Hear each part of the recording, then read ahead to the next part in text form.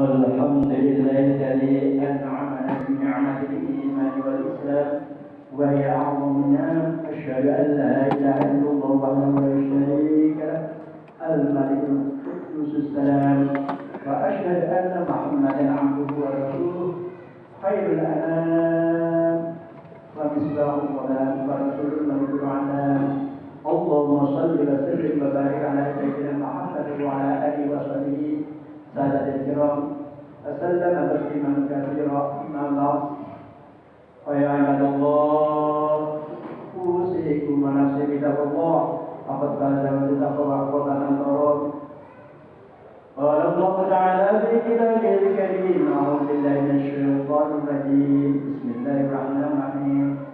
يا أيها الذين آمنوا اتقوا الله ولتنظر نفس ما قدمت لغد واتقوا الله إن الله خبير بما تعملون. وقال تعالى: إن عدة الشهور عند الله 12 شهرا في الله يوم خلق السماوات والأرض منها أربعة حرم ذلك الدين القيم فلا تظلموا فيهن أنفسكم. Sadaqallahul. Hadirin jamaah yang dirahmati Allah, pada kesempatan dan tempat yang mulia ini, pertama memperkenalkanlah saya, mengingatkan diri pribadi saya, dan mengajak serta mengingatkan kepada segenap hadirin yang dirahmati Allah. Mari sama-sama kita untuk senantiasa berusaha semaksimal mungkin untuk meningkatkan iman dan takwa kita kepada Allah Subhanahu wa taala dengan menjalankan segala perintah Allah dan menjauhi segala larangan-larangannya dalam berbagai situasi dan kondisi, baik dalam keadaan sempit maupun dalam keadaan lapang, baik dalam keadaan sedih maupun senang, di mana saja, kapan saja. Sebagaimana kami Rasul mengingatkan, ittaqillaha haitsuma kuntum. Hadirin jamaah yang dirahmati Allah, pada kesempatan yang sangat baik ini dan di suasana yang sangat sejuk pula, mudah-mudahan jamaah tidak ngantuk apalagi tertidur. Pada kesempatan ini saya ingin mengingatkan kepada kita hadirin, mari kita juga selalu meningkatkan rasa syukur kita kepada Allah Subhanahu wa taala yang senantiasa mencurahkan karunia dan nikmatnya yang tiada terhingga kepada kita sekalian, terutama nikmat yang paling agung dan paling mulia dan paling utama, yaitu nikmat iman, Islam, kesehatan dan kesempatan. Dan termasuk pada saat ini kita masih dikaruniai oleh Allah kesempatan untuk bisa menghirup udara di tahun baru Islam 1443 Hijriah. Mudah-mudahan kehidupan kita ke depan seperti barokah dari saat sebelumnya. Amin Allahumma amin. Hadirin jamaah yang dirahmati Allah, kemudian bagaimana kita mensyukuri dan menyambut nikmat tahun baru ini maupun yang Allah berikan kesempatan kepada kita. Mari kita ikuti petunjuk Allah dan Rasulnya dalam firman Allah yang telah saya sampaikan tadi. A'udzubillahi minasyaitonir rajim. Ya ayyuhalladzina amanu taqullaha wa tanzur nafsum ma qaddamat lighad wattaqullaha innallaha khabirum bima ta'malun. Yang terjemahan bebasnya kurang lebih, wahai orang-orang yang beriman. Ini semuanya kita insya Allah termasuk yang diseru oleh Allah, hingga kita patut untuk memperhatikan tentang ini. Wahai orang-orang yang beriman, bertakwalah kepada Allah. Hendaklah setiap pribadi, setiap individu memperhatikan apa bekal apa atau persiapan ibadah-ibadah apa yang telah diperbuat untuk hari esok, yaitu hari akhirat. Wattaqullah, kembali Allah mengajak supaya kita bertakwa. Innallaha khabirun bima ta'malun, sesungguhnya Allah Maha teliti atas segala apa yang kalian perbuat. Kemudian Rasulullah SAW juga memberitahukan kepada kita dalam sabdanya, hasibu anfusakum qabla an tuhasabu. Hendaklah kalian semuanya menghitung menghisab diri kalian sebelum kalian mati hisab oleh Allah Subhanahu wa taala. Hadirin jamaah yang dirahmati Allah, dari dua firman dan sabda Nabi ini sangat jelas sekali menekankan kepada kita, menuntut kepada kita supaya kita ini di awal-awal tahun ini bermuhasabah, mawas diri, introspeksi. Mudah-mudahan kita menjadi secara hitungan kita menjadi orang yang beruntung. Jangan sampai menjadi orang yang merugi, apalagi yang dilaknat Allah. Maksudnya apa? Ini sabda Nabi menyatakan bahwa sebenarnya apa orang yang beruntung itu?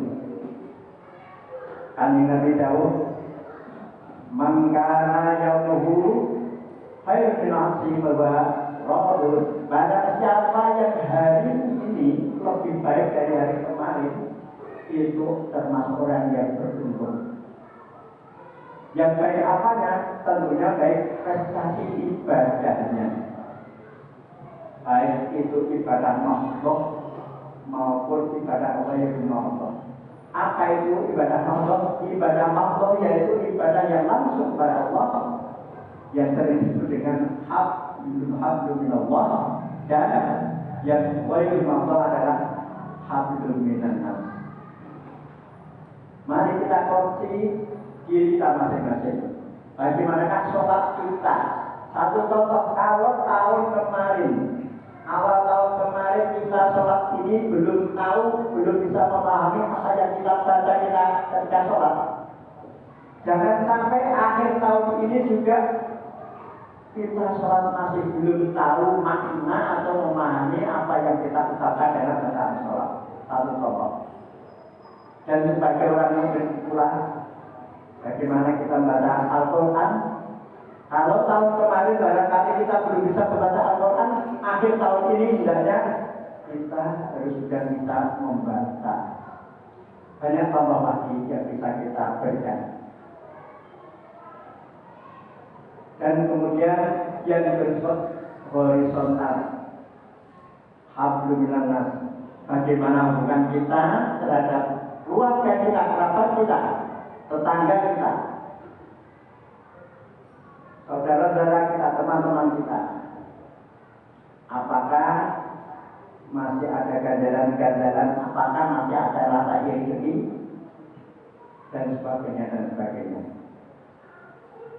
Kemudian jangan sampai kita menjadi orang yang merugi. Seperti apa yang dimaksudkan dengan Rasul? Man kana yamusabaqun min amsi bahwa malkunun.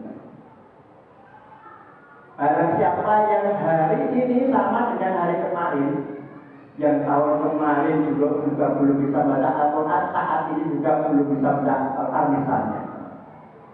Waktunya sudah hampir kita sudah berperan 1 tahun, kok masih prestasi badannya masih sama, itulah rugi.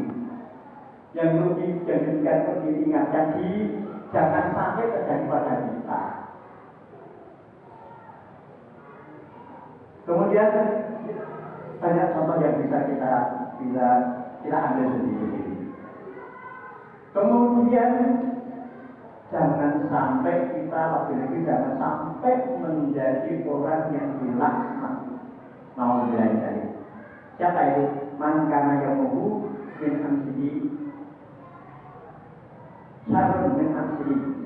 Man kana yamuhu syarrun min amsihi bahwa bahwa siapa yang hari ini lebih jelek daripada hari kemarin, itulah orang yang dilaknat yang celaka. Namun dari awal-awal rajin ibadah ke masjid, rajin mengaji, tapi akhir-akhir mengaji malah tidak mau.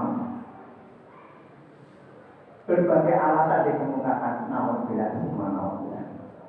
Kalau sampai namun dari kalau kita pas malas-malasnya, pas dalam keadaan kondisi mau dilaknat ini, kemudian dipanggil oleh Jibril seperti apa namun itulah hari ini yang dimaksud rahmat Allah pada kesempatan ini. Dalam awal-awal tahun ini kita diperintahkan, dicontohkan oleh Allah dan Rasulnya supaya kita ini bermuhasabah.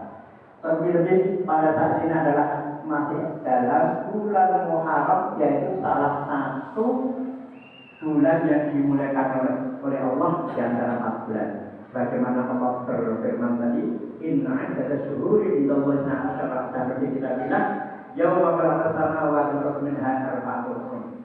Sesungguhnya hitungan bulan isi Allah itu ada 12 bulan dan 4 bulan di antaranya adalah bulan yang diharamkan atau dimuliakan oleh Allah.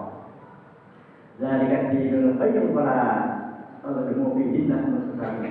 Ini itulah petunjuk agama yang lurus, dan jangan sekali-kali kalian di bulan-bulan yang 4 itu berbuat zalim atau menzalimi diri sendiri. Hadirin jemaah yang dirahmati Allah, apa yang perlu kita ambil pelajaran atau kita menyikapi dari bulan yang dimuliakan atau bulan-bulan yang diharapkan oleh Allah pada 4 bulan ini? Dari penjelasan Imam Qurtubi, beliau menjelaskan bahwa di dalam bulan-bulan haram ini, bulan yang dimuliakan ini, bila seorang mukmin melaksanakan suatu amal soleh, mereka akan mendapatkan pahala yang lebih banyak dilipat gandakan daripada bulan-bulan yang lain yang bukan bulan haram atau bulan yang dimuliakan ini. Namun sebaliknya, secara khusus, secara spesifik, Allah menggunakan para tadlimu fihinna anfusakum. Namun kamu di dalam bulan 4 bulan yang dimuliakan ini jangan berbuat zalim. Apa resikonya, konsekuensinya kalau orang berbuat zalim di dalam bulan-bulan yang dimuliakan ini? Allah juga akan memberi sanksi lebih berat daripada di hari-hari atau bulan-bulan yang selain bulan yang dimuliakan ini. Hadirin jemaah yang dirahmati Allah, ini adalah pelajaran buat kita sekalian dalam awal tahun ini dan juga di dalam bulan yang dimuliakan ini. Bagaimana kita harus menyikapi, menyambut, bersyukuri apa yang Allah telah karuniakan kepada kita.